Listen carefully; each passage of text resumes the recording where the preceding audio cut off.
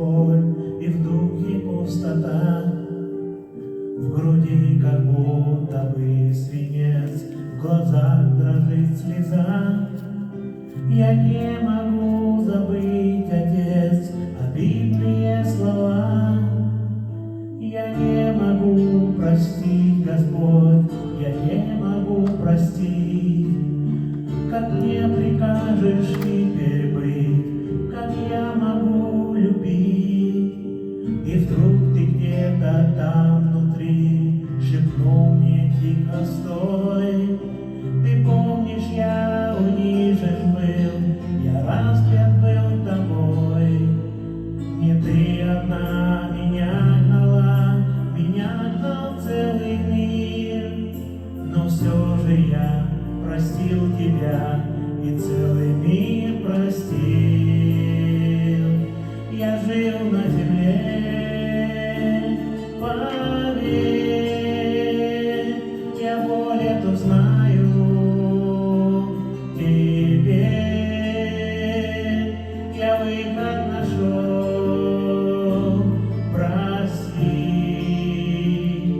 обидчиков, отпусти. Ты знаешь, я как мучим был, сильнее, чем ты презрен.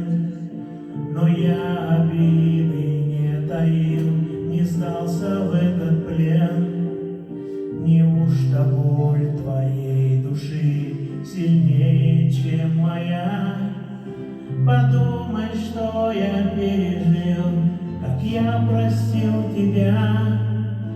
Ты можешь в гордости упасть и не прощать обид, а можешь поступить, как я, смириться и простить. Сверкай скорее свою я, и эту боль стерпи. О, научи же от меня, прости его, прости. Не за обидчика прошу, прости ради меня. Смотри, я пред тобой стою, и я прошу тебя. Я жил на земле, поверь,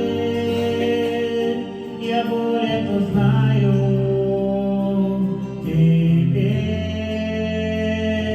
я выход нашел. Прости обидчиков, отпусти.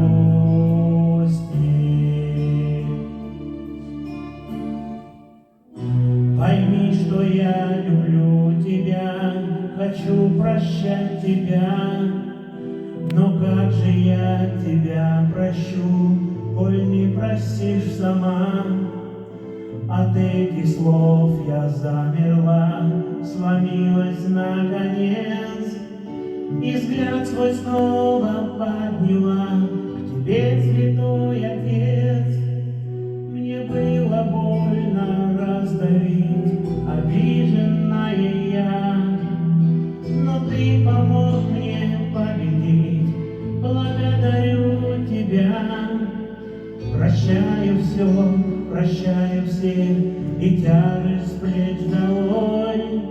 В который раз уже, Отец, удивлена тобой. В который раз в твоей любви не вижу я конца.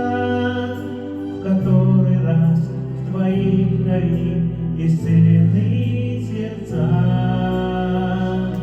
Я жил на земле,